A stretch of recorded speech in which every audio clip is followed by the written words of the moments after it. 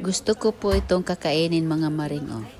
Kaya pwede natin itong gagayahin ang ilang kare-kare. Kaya magluto po tayo ng kare-kare. Hello, good morning, maayong buntag. For today's video, magluto po tayo ng kare-kare. At gagamit lang po tayo ng pata ng baboy mga maring kasi ang oxtail po dito ay mahal ang oxtail nila. Kaya ang pata lang ng baboy ang ating gagamitin. I-boiled lang po natin yan mga maring. At para ma-flawless ang iyang balat maring, atin na siya i-shave. I-shave natin yan oh. Tapos manghiram lang tayo ng shave kay paring Marlon. Yan ang ating gagamitin. Pero siyempre malinis ito mga maring oy bago itong bilhin ni Maring Yumi nga shave. Kasi minsan ang balat ng baboy hindi na masyadong nakukuha yung mga buhok-buhok niya. Yan dyan mga maring. Tapos try tayo ng gamit ng butter para sa ating panggisa. At ilagay na natin ang ating ahos mga maring. Ganon lang ang paggisa.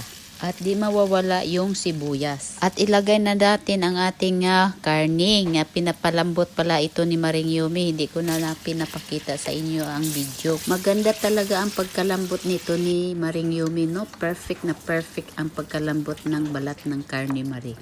Igisa lang po natin ang ating karne. At sa mga disclaimer lang po dyan ha. Huwag nyo to akong ibabas kasi first time ko po ito magluluto ng kare-kare.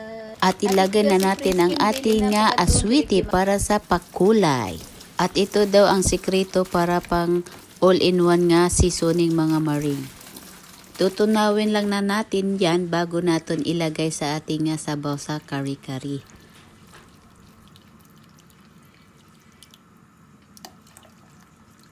At hindi pa nakumpleto si Maring Yumi, dinagdagan pa niya ng peanut butter. Madali lang pala ito lulutuin mga maring no, tapos idagdag na natin ang ating gulay. Gulay pampahaba ng buhay. At hindi man masyado nag-sticky ang ating sabaw mga maring, nagdagdag po ako dyan ng cornstarch ng kunting-kunti lang.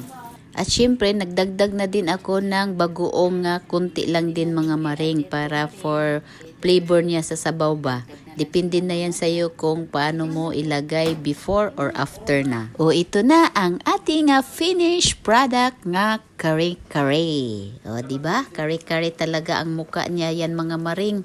Pero ang lasa talaga din, masarap naman ang lasa. Kaya marunong na pala si Maring Yumi na maluto ng kare-kare. And that's all for today mga maring. Thank you for watching. Yummy yummy ang kare-kare ni Maring Yumi. Yes, thank you, thank you. Perfect na perfect talaga sa panglasa.